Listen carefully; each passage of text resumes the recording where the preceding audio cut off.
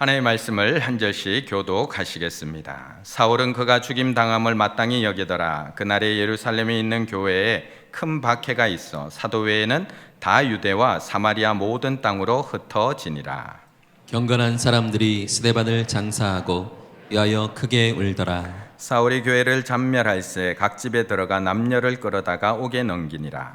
그 흩어진 사람들이 두루다니며 복음의 말씀을 전할세. 빌립이 사마리아 성에 내려가 그리스도를 백성에게 전파하니 무리가 빌립의 말도 듣고 행하는 표적도 보고 한 마음으로 그가 하는 말을 따르더라.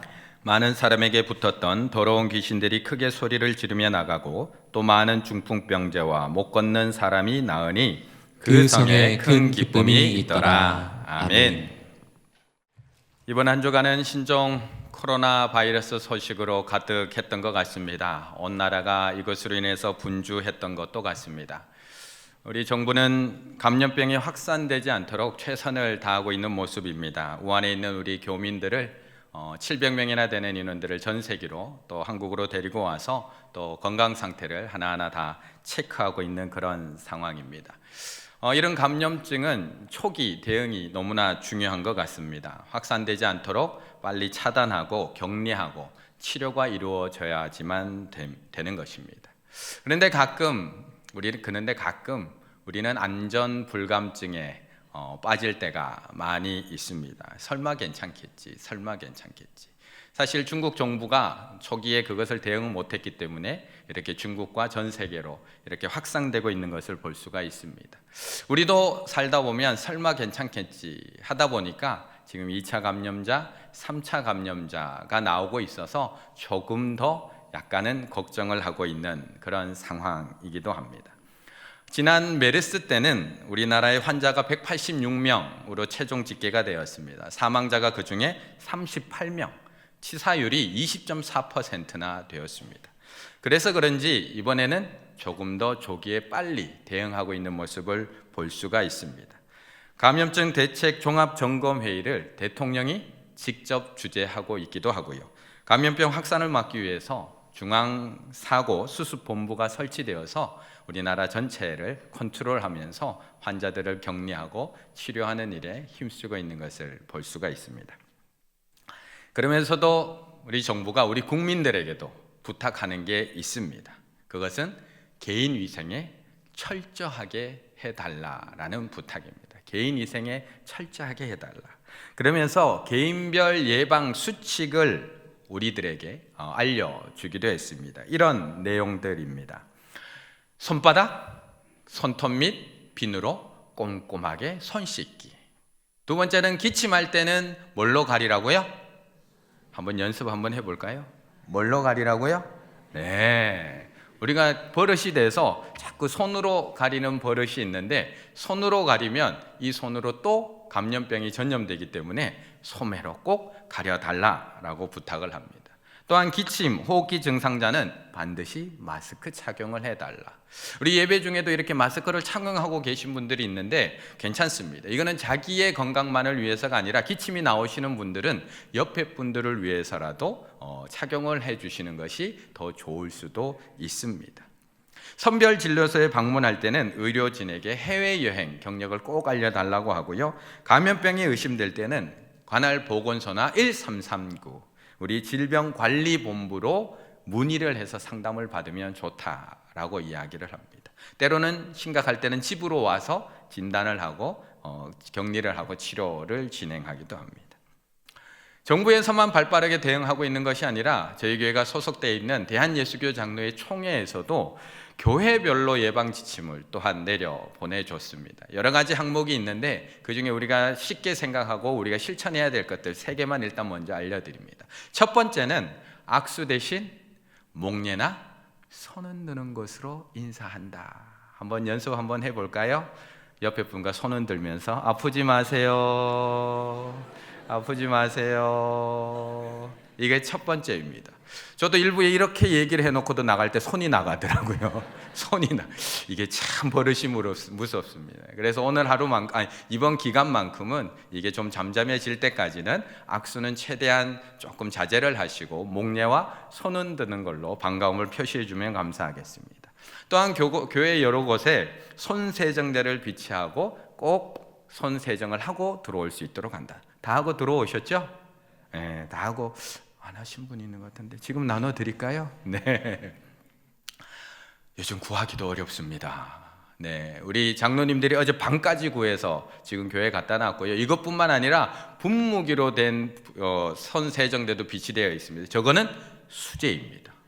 요거는 구입품이고요. 저거는 수제입니다. 하도 구해도 안 구해져서 저렇게 수제로도 우리 성시건 집사님 가정에서 또 손수 만들어서 또 이렇게 비치해 놓기도 했습니다. 수제가 좋으신 분들은 수제로 쓰시면 되겠고요. 튜브형이 좋으신 분들은 꼭 튜브형으로 세정을 하시면 되겠습니다. 세 번째는 병원 신방은 가급적으로 자제를 하되 부득이할 때는 최소한의 인원으로 신방을 해라라고 이렇게 지침이 내려왔습니다. 그런데 우리는 여기서 하나를 더 기억해야 할 것 같습니다. 하나를 더 기억해야 할 것 같습니다. 분명히 안전불감증은 분명히 위험합니다. 그런데 하나 더 기억해야 될 것은 과도한 불안감도 위험합니다. 과도한 불안감도 위험합니다. 특별히 막연한 공포심으로 연결되면 안 됩니다. 지난 신종 바이러스 코로나 바이러스 감염증 대책회의에서 여러 가지 조치를 대통령이 지시하면서 또 하나 이야기한 게 있습니다. 그것이 이렇습니다. 우리가 맞서야 할 것은 바이러스만이 아니다. 과도한 불안감, 막연한 공포와 단호하게 맞서야 한다. 국민의 일상생활이 위축되거나 불필요한 오해나 억측이 생기지 않도록 필요한 모든 정보를 투명하고 신속하게 국민의 시각에서 최대한 상세하게 공개하라. 이렇게 지시를 했습니다. 그리고 질병대책본부 홈페이지에 들어가면 현재 신종 코로나 바이러스가 어떻게 퍼져 있는지를 정확하게 보여주는 발생 현황이 나와 있습니다. 현재 전체 확진 환자는 11,937명, 그중에 사망자가 259명, 발생 국가는 25개국입니다. 그런데 확진자가 11,937명 중에 11,791명, 98%에서 99%는 다 중국에서 발생한 환자들, 그리고 사망한 259명의 환자들도 다 중국에 있는 환자들입니다. 우리나라는 12명의 지금 현재가 발생돼 있고요. 우리의 아이들이 이번에 가게 될 말레이시아는 8명. 말레이시아도 우리가 생각할 때는 후진국 같지만 질병 통제를 잘 하고 있는 나라 중에 한 나라입니다. 우리나라에서 이렇게 12명이 발생하고 있고 이제 2차, 3차 감염자가 있어서 조금 걱정은 되고 있습니다. 또한 이번 주가 고비이기 때문에 얼마나 더 많은 환자가 나올지는 모르겠습니다.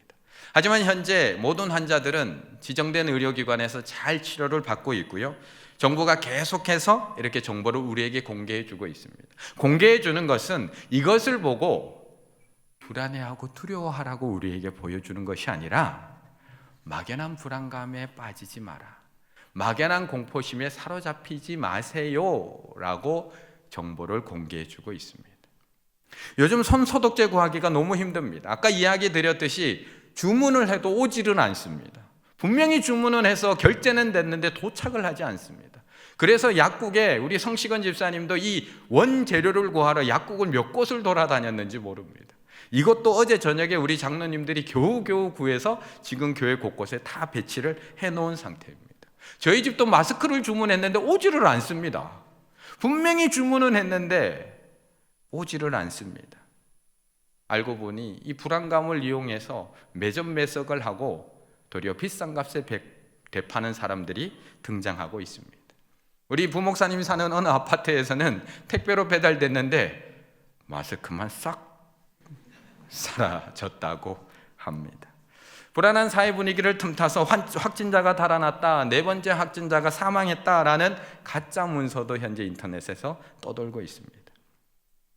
분명히 감염증이 퍼지는 상황 속에서 우리는 경계심을 가지고 정말 조심하셔야 됩니다.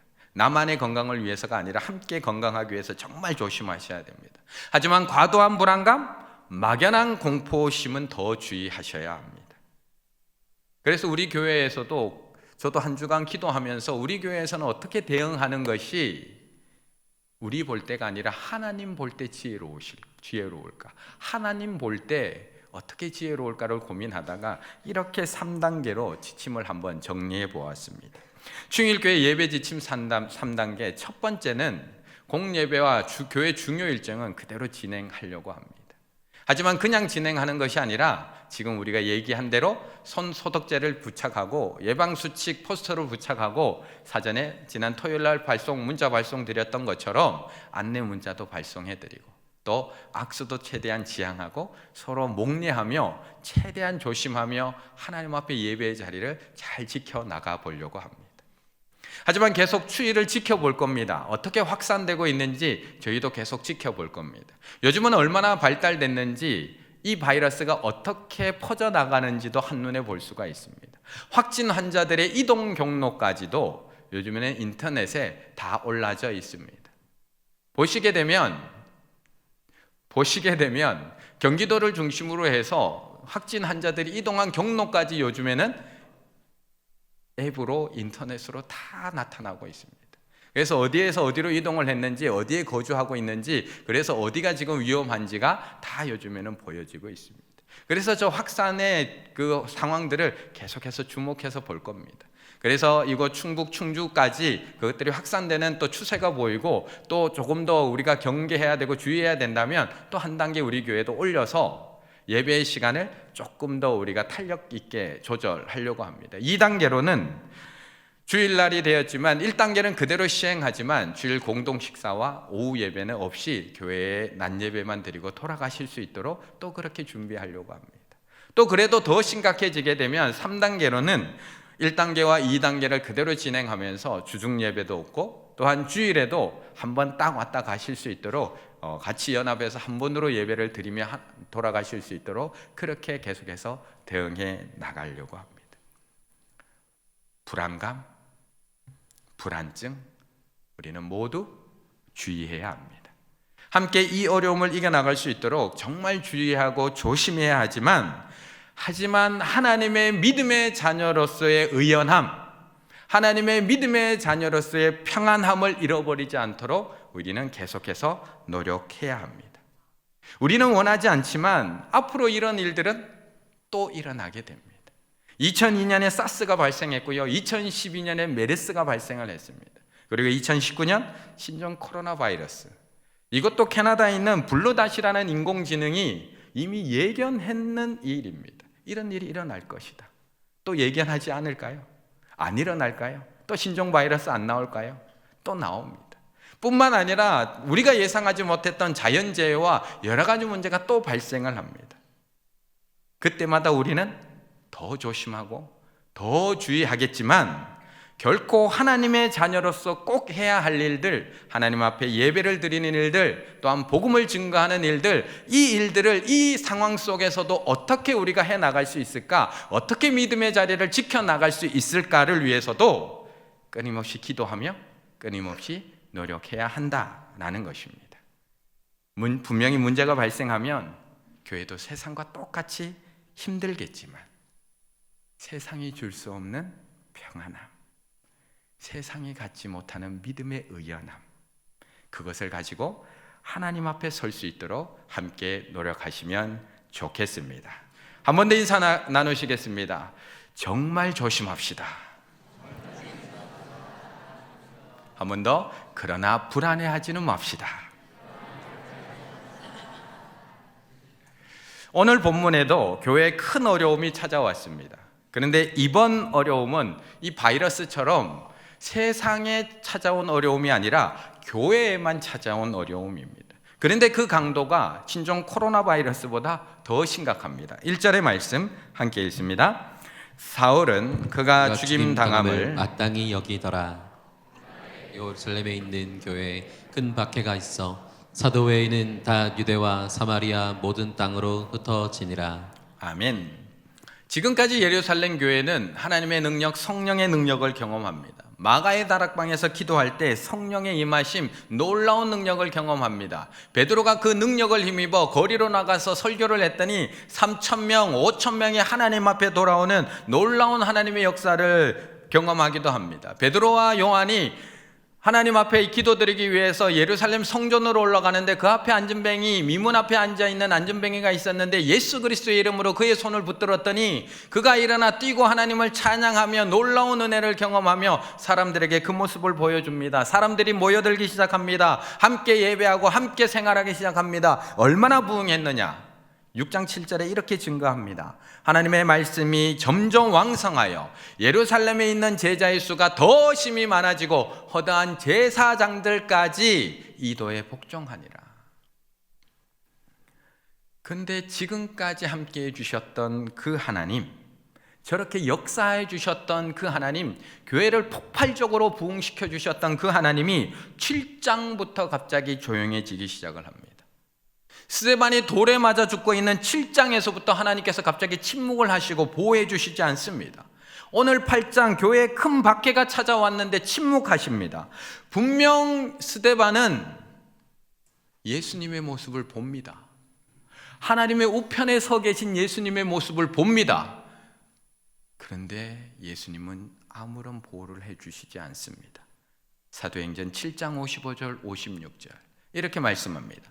스데반이 성령 충만하여 하늘을 우러러 주목하여 하나님의 영광과 및 예수께서 하나님 우편에 서신 것을 보고 인자가 하나님 우편에 서신 것을 보노라. 스데반은 그 돌을 맞는 상황 속에서 하나님의 우편에 서 계신 예수님을 봅니다. 예수님도 분명히 돌 맞아 죽어가는 스데반을 바라봅니다. 그런데 아무런 조치를 해 주시지 않습니다.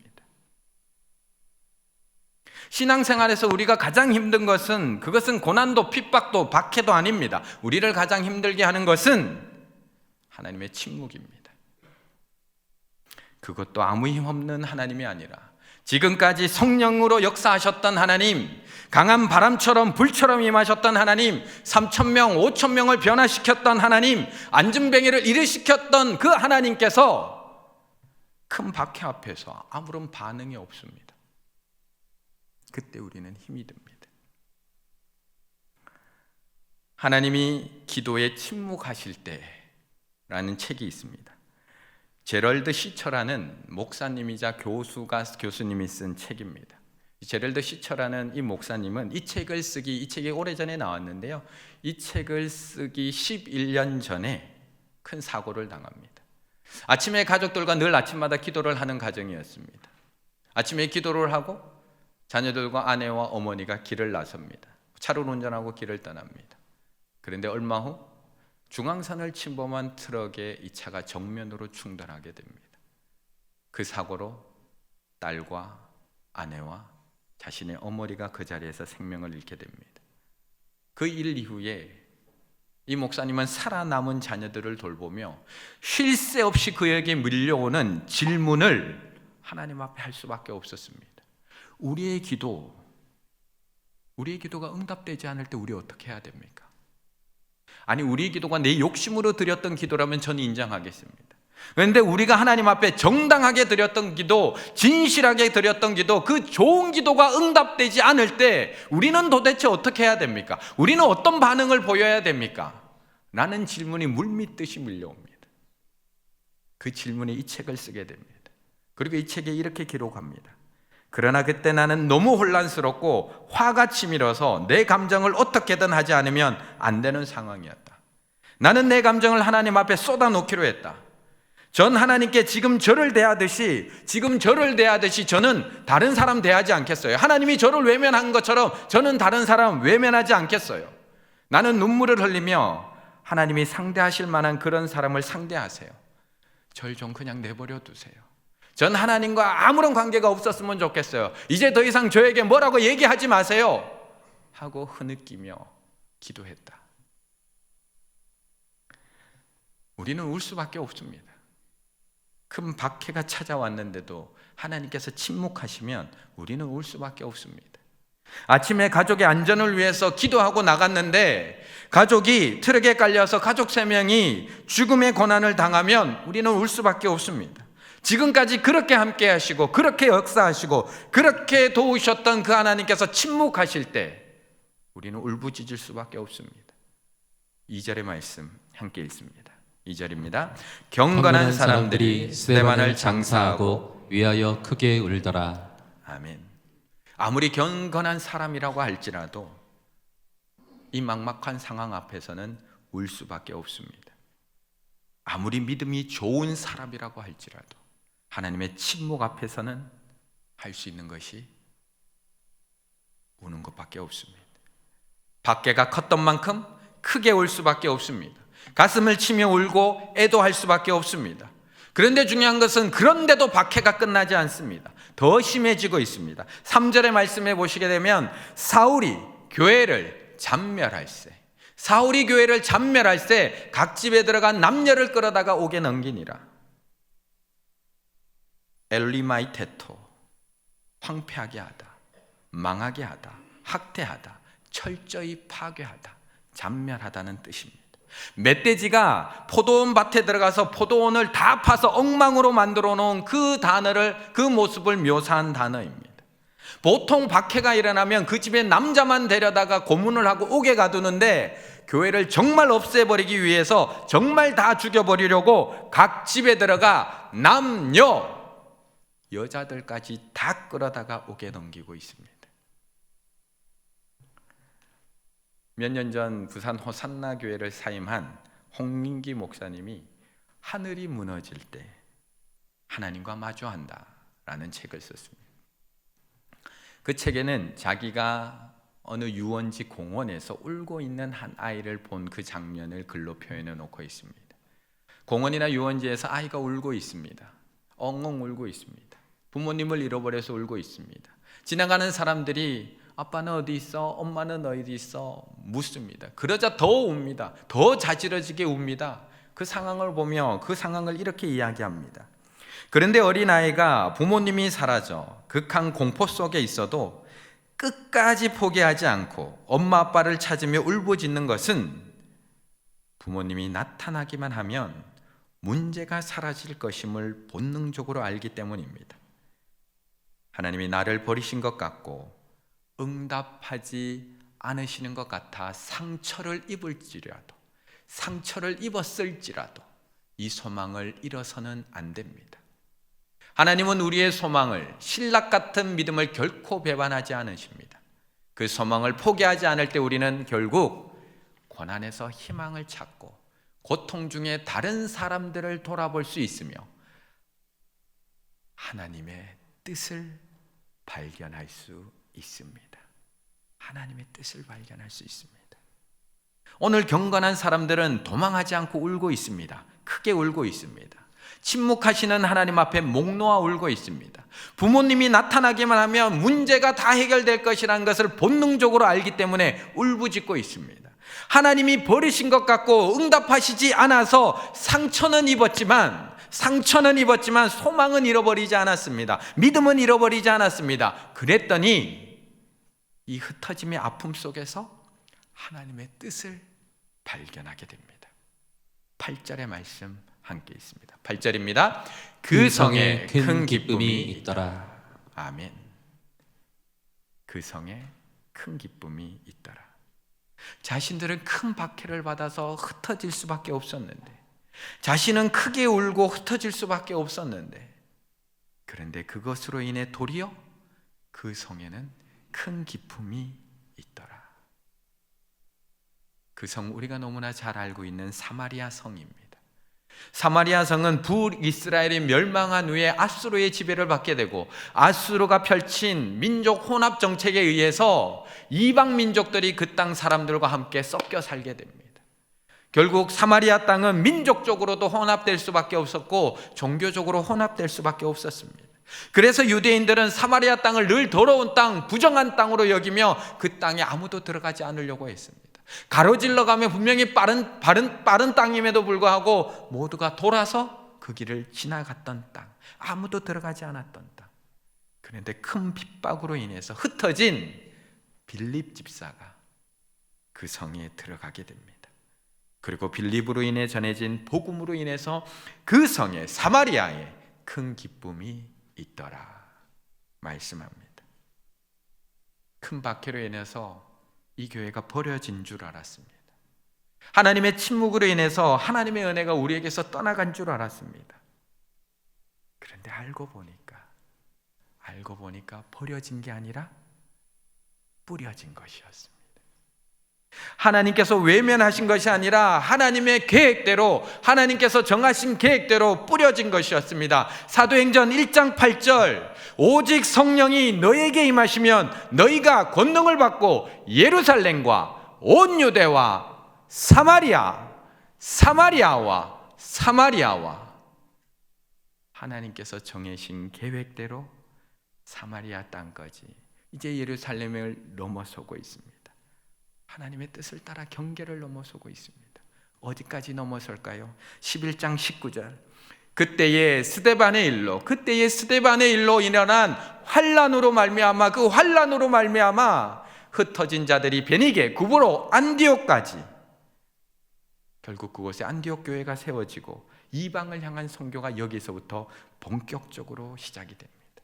버려진 줄 알았던 흩어진 사람들이 하나님의 손에 의해서 뿌려진 사람임을 알게 됩니다. 올해 우리 교회 표가 꿈틀꿈틀 꿈을 신고 꿈이 자라는 교회입니다.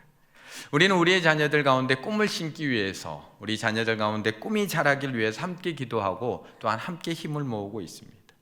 그런데 우리는 이 일을 해나감에 있어서 자칫 중요한 한 가지를 놓칠 수가 있습니다. 그것은 무엇이냐 하면 나도 하나님의 자녀라는 겁니다. 우리의 자녀가 우리가 보기엔 너무나 예쁘고 너무나 소중하고 너무나 존귀한 존재인 것처럼 하나님이 볼 때 우리는 자신의 아들을 주길까지 우리를 살리신 너무나 소중한 존재이고 너무나 존귀한 존재이고 너무나 고귀한 존재라는 것입니다. 우리가 우리 자녀들이 하나님의 꿈이 심겨지고 하나님의 꿈이 자라길 원하는 것처럼 하나님도 우리 가운데 하나님의 꿈이 심겨지고 하나님의 꿈이 자라길 원하고 계시다는 겁니다. 그렇다면 생각하셔야 됩니다. 나를 버리신 것이 아니라 뿌리신 것이라면, 나를 이곳에 보내신 것이 그냥 보내신 것이 아니라 하나님의 계획에 따라 뿌리신 것이라면 나를 왜 이곳에 뿌리셨을까요? 나를 왜 이 충주 땅에 뿌리셨을까요? 나를 왜 이 가정에 뿌리셨을까요? 나를 왜 이 믿지 않는 가정에 보내셨을까요? 나를 왜 이 학교에 뿌리셨을까요? 나를 왜 이 믿지 않는 사람들이 많은 이 학교에 보내시고, 나를 왜 이렇게 어려운 사람들, 힘든 사람들이 많은 곳에만 나를 뿌리시는 걸까요? 나를 왜 이 죄악들로 가득한 상가 가운데 나를 장사하게 하시는 걸까요? 나를 왜 이렇게 힘든 지역 가운데 보내시는 걸까요? 나를 왜 힘든 사역 가운데, 주방팀 가운데, 섬김팀 가운데, 주차팀 가운데 왜 맡기 힘든 중일을 맡겨셔서 나를 여기다가 보내시고 나를 뿌리시는 것일까? 나를 왜 아무도 보이지 않는 곳에서 섬기시는 그 자리에 나를 뿌리신 것일까요? 버리신 게 아니라 뿌려진 것이다. 이인호 목사님이 쓰신 책의 제목입니다. 그 책에는 이렇게 이야기합니다. 씨앗의 입장에서 자신은 버려진 존재입니다. 척박한 땅바닥에 내던져진 가련한 존재입니다. 그러나 농부의 입장에서 씨앗은 뿌려진 것입니다. 풍성한 열매를 기대하는 농부의 간절함인 것입니다. 포기하지 마십시오. 당신은 버려지지 않았습니다. 곧 잎이 나고 꽃이 피고 열매를 맺는 축복이 있을 것입니다. 기도드리겠습니다.